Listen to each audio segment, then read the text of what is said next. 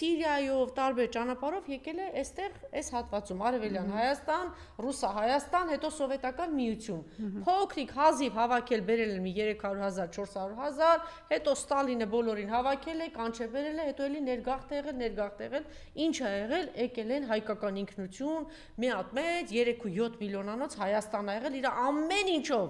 ռուսների շնորհիվ,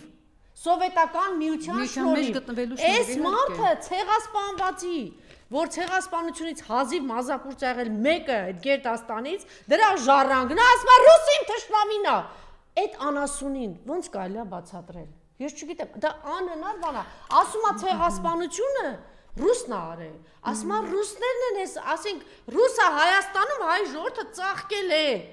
300,000-ից դարձել է 3,700,000, 3-4 միլիոնանոց են Հայաստանից, Արևմտյան Հայաստանից, հայ չկա այնտեղ։